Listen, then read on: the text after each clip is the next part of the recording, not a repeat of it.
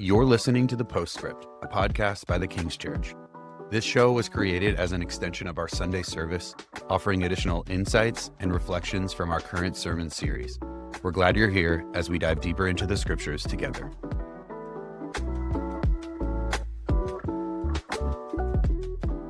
Welcome to The Postscript. Pastor Andrew here with Dashawn. Yes, sir. No middle name. None. Cousins. Yes. It's good to be with you, brother. Good to be back with you too. This is we've done this a couple times now. Done the tag team. Yeah. You in the morning, me in the evening, me in the morning, you in the evening. And it's always a rich joy to be able to prepare throughout the week. Yeah. And discuss the text. And really seek the Lord together and what he's saying in and through Peter. Here in 2 Peter 2, as the philosopher Lecrae once said, he's coming in hot. Yes, he is. He's coming in hot. And he definitely minces no words. None. He's very clear about false prophets and teachers. Yeah. Dashawn, as you were preparing, this was a bit of a challenging sermon to prepare for me. Mm-hmm. I'm wondering for you, how was prep for you? Yeah, no, kind of in a similar vein. It was for you. It was challenging, kind of showing some of the tools of a preacher. One of the things when getting into preaching, and particularly desiring to be faithful to the text, is saying whatever the tone of the text should be the tone of the sermon. Mm-hmm. And so as I'm coming to this passage, like you said, Peter wasn't mincing words. He's not joking about it. But there's a real seriousness in what he's saying in 2 Peter 2. And so as I was prayerfully walking through the text, preparing, of really trying to enter into preaching, not to make light of what he's saying, or even to kind of brush past it because it feels a little bit uncomfortable, but rather saying, like, this is the time for that moment to say, no, this is a genuine warning for us as Peter's getting out to here. And so in the heaviness of it, just considering all that he's talking about here was pretty heavy. Yeah. So it's a weighty word. Yeah. Your sermon was called Warning. Yeah. I actually didn't know that. and then I saw that and I was like, well, that checks out. Yeah. I thought you were going to say, call it Danger, Will Robinson. Do you get that quote? I do not get that quote. Where's that from? Well, somebody leave in the comments what that quote is from. But we'll move on from there. Yeah, I mean, as I was getting into prep, I couldn't help but think that some of his intensity. This again is written toward the end of Peter's life, and we've been kind of looking at some of Peter's biography throughout the series, and in this particular incident, I couldn't help but think of his interactions with Paul, as Paul's writing in the letter to the Galatians, where Peter had got swept up. In some false prophets, false teachers, and they secretly came in to spy out, the text says, their freedom. And so having firsthand experience, we've said it before, but oftentimes our most heartfelt exhortation doesn't come from a place of like theological abstraction, but from our own experience. With making this misstep. Like sometimes when I am meeting with a brother or sister who's like college age, and I so remember so many of the temptations, like firsthand. And you're trying to warning, because you've been there. And Peter has been there. He's been there, done that. And he does not want these churches, these elect exiles, to be carried along like he was. So he is, to borrow your phrase, slap the cup. He's trying to slap the poisonous cup out of the hand. And then he'll explain later. But we both kind of broke it down similarly. So what I thought we would do, because it is a long text, is we'll just kind of look at those three sections. And, anything that really didn't make it into script. I mean, obviously, this is the postscript. Yeah, that's true. So all of this didn't make it in. We could have preached this together, Sean. It would have been a very long sermon. You think so? No, Are you saying I'm long-winded? No. I just said we would have a lot to say. Oh, that's what you were saying. Yes. You implied it. Okay. So Peter opens up 2 Peter 2 here in verses 1 to 3, and he is transitioning from the previous section with this, but false prophets also arose among the people, just as there will be false teachers among you. Yeah. What in this did it make it into your sermon? I mean, the main thing is just in verse 1 of getting a little bit more of that word heresies. I didn't spend as much time on the particular teachings, because I think what Peter does, and you see it through the rest of this, is he highlights it wasn't just what they were saying, but primarily the lives they were living. Yeah. And so there's a number of different false teachings or heresies that we could have gotten into, but chose to use it a little bit broader. All right, anything associated with a word, kind of to the connection I made to Deuteronomy 13, that draws us away from Christ. And so it comes in so many different forms, but just, I think what Peter's emphasis here was more on the ethical than it was on the exact teachings. So that was one thing I didn't really spend as much talking about, but I think it is a helpful reminder for us that as we've looked back throughout church history, there have been all kinds of false teachers, false teachings that have propped up, and thankfully, one of the things that we have and a benefit of being in our own particular time is that the church has engaged with that so many times. And to a real degree, it's actually been a help and an aid to the church to continue to clarify what do we mean about Christ being truly God, truly man, for example, or a number of other teachings. And so false teachings and heresies have actually served as a purifier for the church. So again, didn't get into all those things, but those are some of the ways that we can see that as Peter's even warning them here, it wasn't a warning that's saying, hey, we have no hope and we're just going to fall to the wayside. But rather the Lord will raise up, whether it's particular teachers or just the church in general, to respond rightly to the false teachings that are propping up. Yeah. I don't think Peter necessarily wants the followers of Christ here to be paranoid. Unnecessarily paranoid. There's always a mixture of there's error in all of us. We all behold through a veil dimly. We're all growing in the knowledge of Christ. So there's always going to be like elements of error. But what he's talking about is not just, the example I always like to use is that of like a Trinitarian heresy. Like if we pulled the congregation and asked them to write without the aid of, ChatGPT, an orthodox construction of the Trinity, most would give us a heresy. But we wouldn't call them heretics. And I think one of the distinguishing marks between us like saying something that might be heretical and us being a heretic is, are you humble? Are you teachable? Because we're all trying to grow up. We're all trying to learn. And you're not saved by perfect theological regurgitation.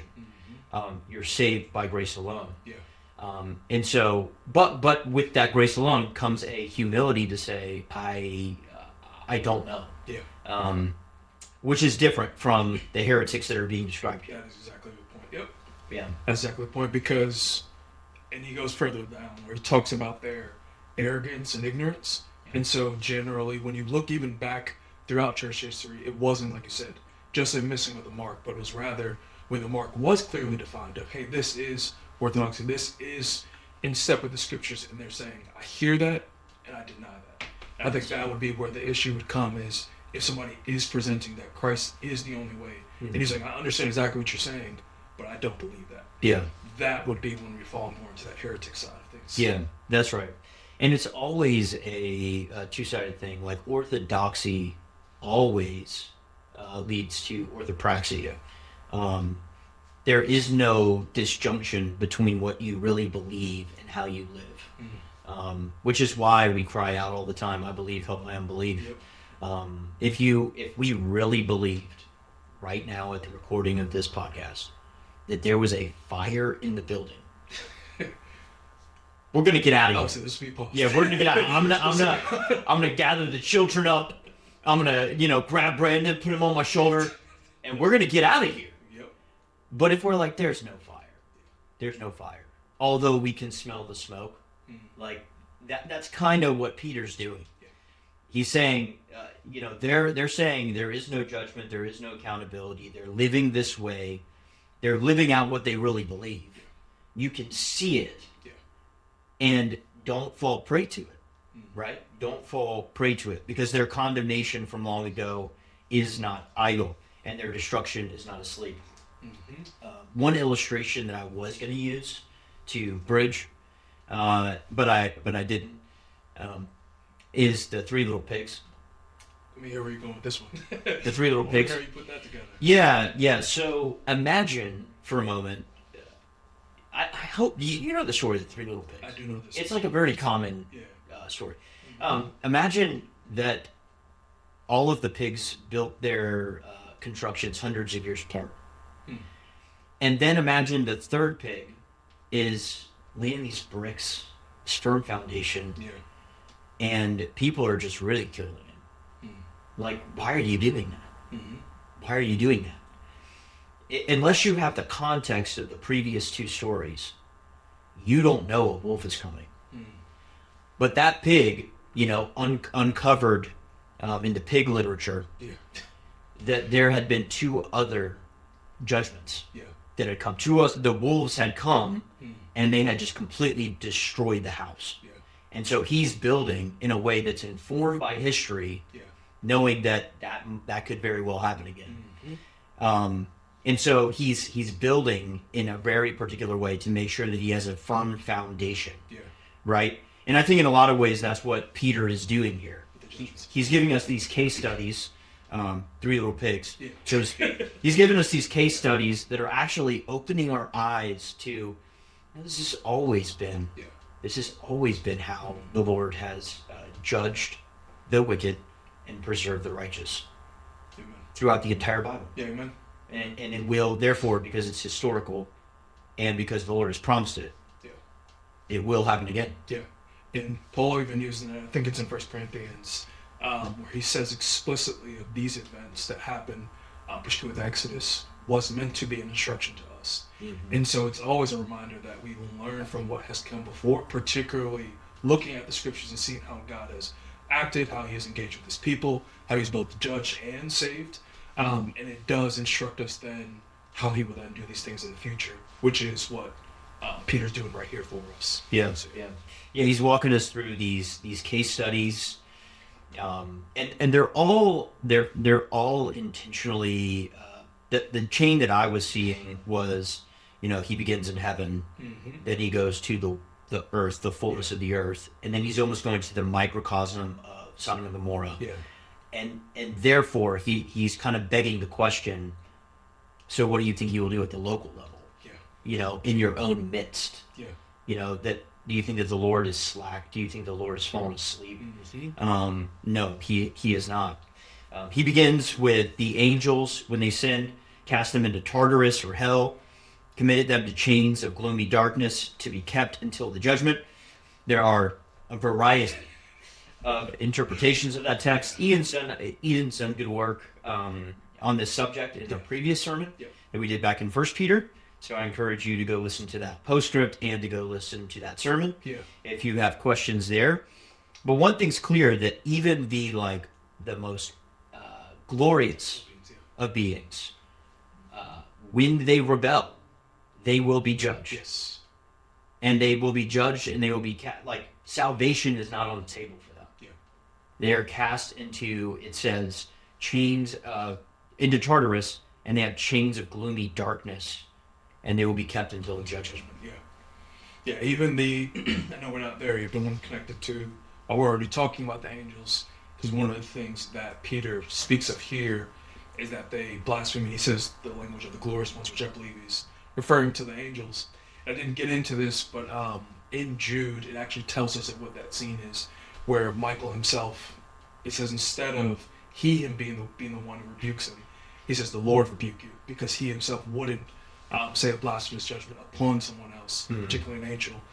And what he's comparing then, what Peter's doing here, is showing that if even angels have caution, how arrogant and ignorant it must be for those false teachers who say, I can step into that and be able to say that kind of thing.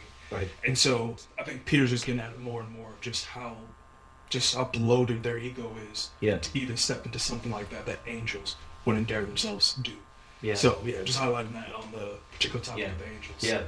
I think that also the appearance of angels here a couple times, like angel is a messenger of the Lord. So it's highlighting the message. Yeah. Even when it's bringing in angels here. And it's saying when they transgressed. Yeah. Whatever that exactly means, which you and I have thoughts. Yeah. But we don't have time. Yes, that's true. That they were not spared judgment. Then he goes on to kind of the world, the global sense. He did not spare the ancient world, but preserved Noah, a herald of righteousness. Now you have another messenger of righteousness, Noah. And he spares him and 7 others, which that's an interesting way to say there's 8. 8 of them. That they're spared when he brought the flood upon the world of the ungodly. Yeah. You know, it's kind of the insanity of, like, you really, like, the false teachers and prophets really believed that there was no precedent. You know. Yeah. And Peter's bringing into the trial. He's saying, no. Clear examples. There's clear examples here, and they would have known. Yeah. And there's even more throughout Israel's history that could have been pointed to. Oh yeah. But yeah, he gives them clear examples. Yes. Yeah. And then goes on to talk of Lot. Lot is interesting. He gets a bad rap in a lot of places. he gets a bad rap. You know, if you're just reading through in your Bible reading plan and you get to Lot, you're just like, you wouldn't make the assessment necessarily on the surface that the New Testament makes of Lot. Yeah. You know? But if you read the account of Sodom and Gomorrah and the preceding chapter, and you see that Abraham actually intercedes for Sodom and Gomorrah, that the righteous would be spared. Surely, Lord, you will not destroy the righteous with the wicked. Yes. And then you see Lot spared, that even from the Old Testament, you got, okay, there's something going on here. Yeah. You know, Lot is obviously seen in the text as righteous, although many of his actions are a little bit gray. Yeah. To say the least. No, I agree. We actually, because we just came out of studying through Genesis 12 through 23, and when we got to that particular section, this text came to bear on it, because as Peter's looking at him, to that very point that you're saying, he's regarded as righteous. And I think it does shake up a little bit our categories when we see with Lot, because I believe the reason why he's deemed that way, obviously Peter highlights his response to the wickedness around him, but primarily because once he's getting ready to escape, there's that moment of delay, but it says that he found mercy in the eyes of the Lord. And so there's this clarity of, like, the reason why we're regarding him in this way ultimately is because the Lord has chosen to show him favor. And then coupled with Abraham's prayer of, Lord, you wouldn't surely judge the both the same. And we're seeing clearly, no, he's brought Lot out, both in response to Abraham's prayer, but then even a demonstration of his grace towards Lot in all of the messiness that's there. And I think it's also instructive for us too, because you had made the point in your sermon of, to a degree, we see some of the same exact things within our own time in the world. Though it may not be exactly all the same, but there's a lot of similarities of how do we as believers live in such a place in the world where if we walk around the street, there's all kinds of ungodly things happening around us. And I think what we see with Lot of, it should cause us to say, like, this is not good, this is not right, and not to become indifferent towards it. So Lot has a lot of issues, but I think that's one thing that we could learn from him is, all right, what does it mean to actually not be okay with what's happening around us? Right. And I think that the scriptures they're not exhaustive biographies of these individuals. And, you know, if you took a snapshot of my life, if I took a snapshot of your life, and somebody was reading it in a few thousand years, they may be like, really? That guy? No. He found favor in the eyes of the Lord, and he was spared. Verse 9 is really the heartbeat of the whole text, The Lord knows how to rescue the godly from trials and to keep the unrighteous under punishment until the day of judgment. Yeah, that to me was kind of like the hinge point of the whole thing. Yeah. Right? Yeah. No, that's where I leaned into of seeing just the clarity of why we need to turn to that Christ. Because the judgment is sure and coming for those who are with, or the false teachers themselves, plus those aligned with him.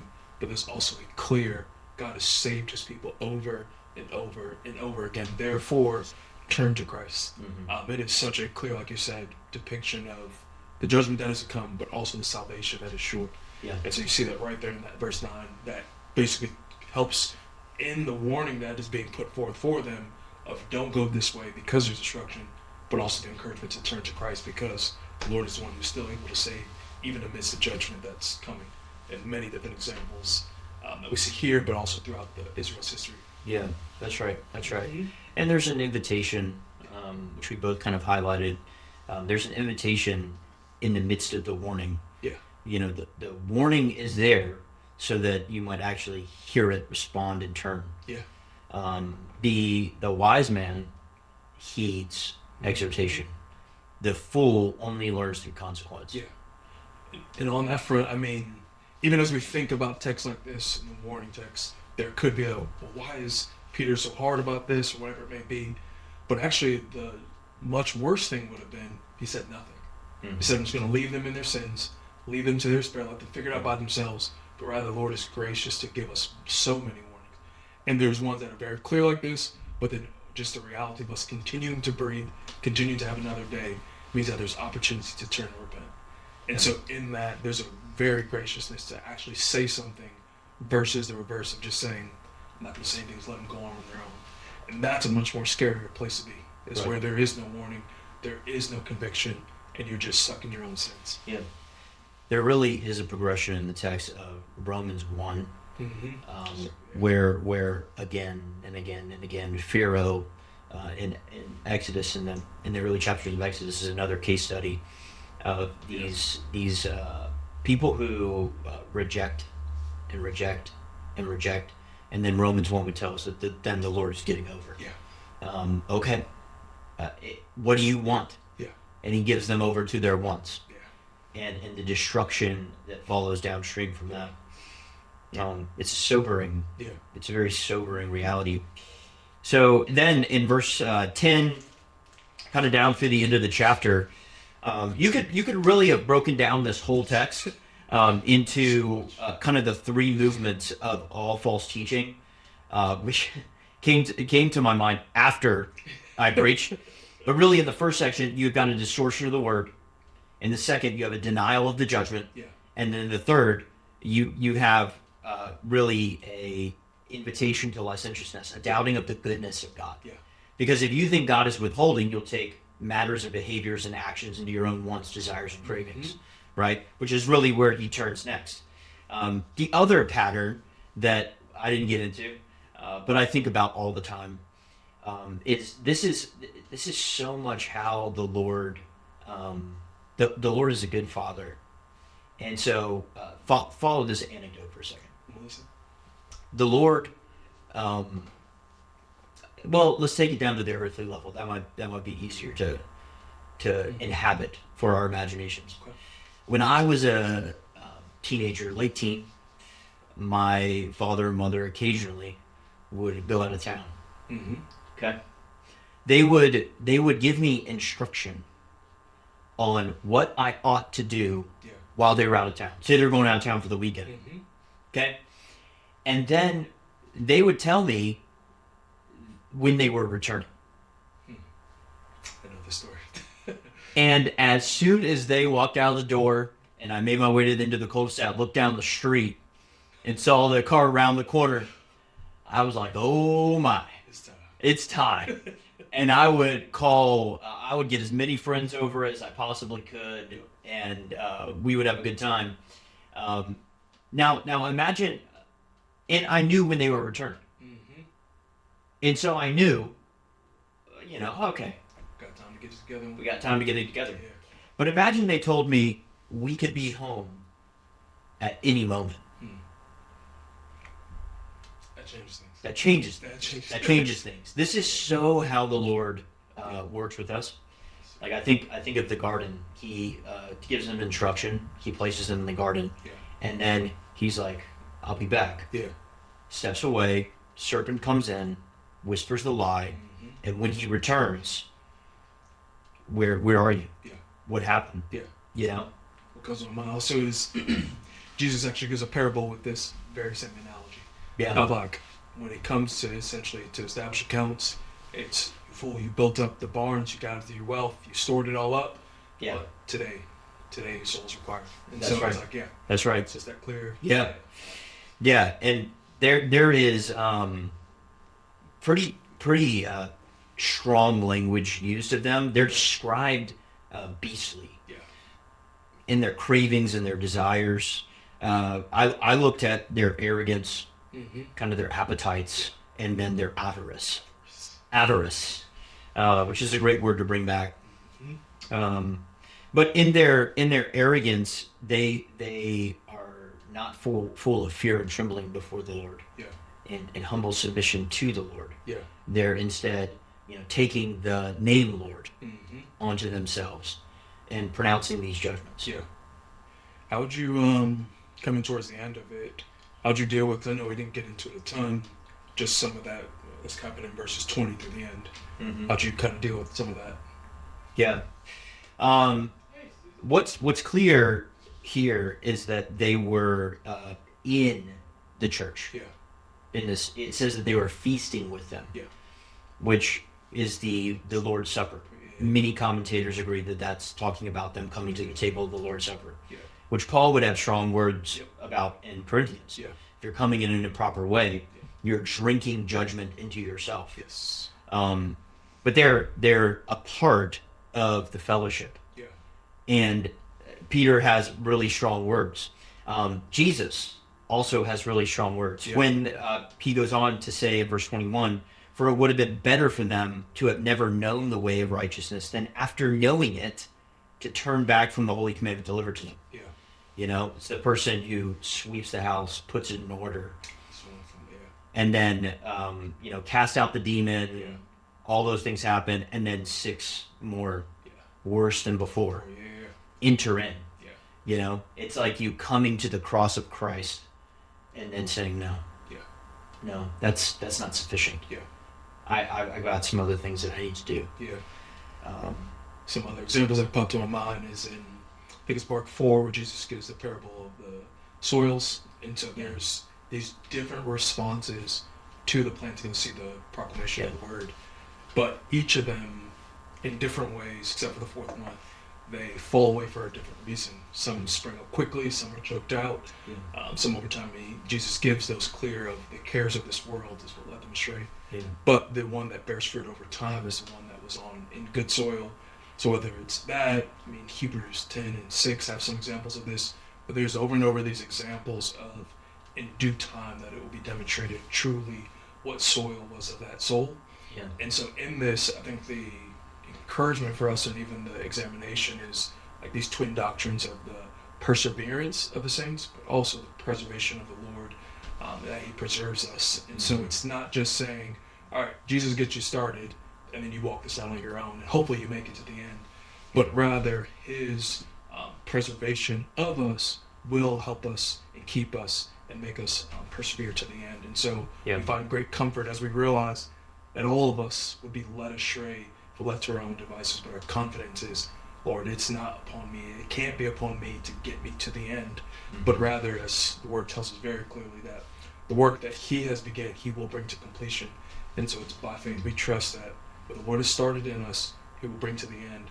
But it's also an indicator for us that there's a clarity that I think you were getting at it really well of there's not just this, we believe and then kind of go do our own thing, but there's an expectation from the scriptures that there's a growing up, there's a maturing, there is a pursuing of Christ because of what he started within our own hearts and minds. So, but I think it was a really, because I know for some that's a text that they can struggle with.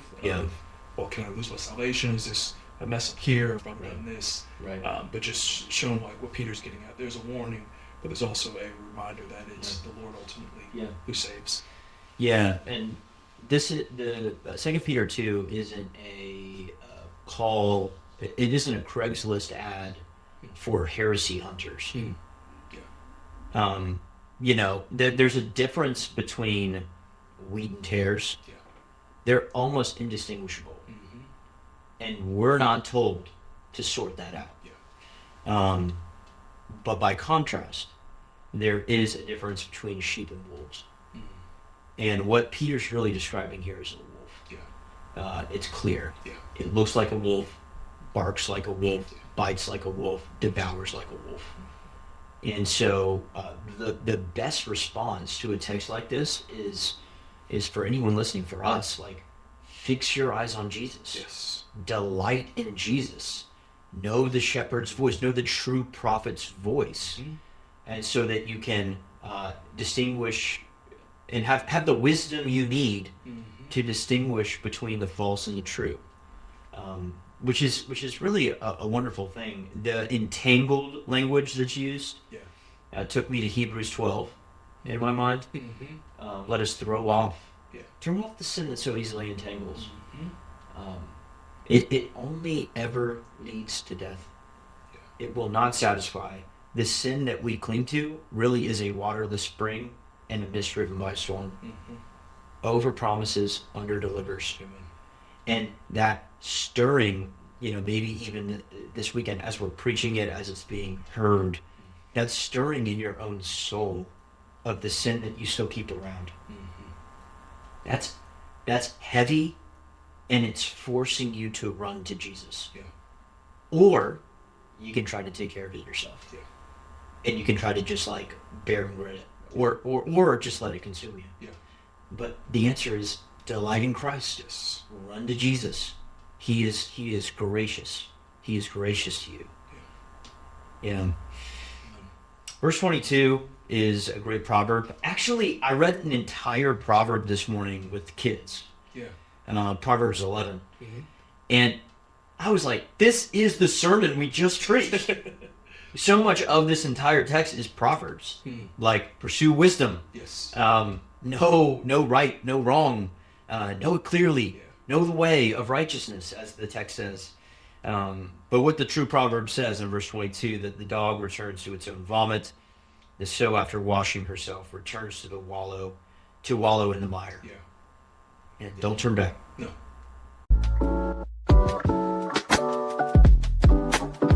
Thank you for listening to this episode of the Postscript. We hope this conversation helps you reflect more deeply on the scriptures. If you enjoyed today's episode, be sure to subscribe and share it with others. We look forward to continuing the conversation next time.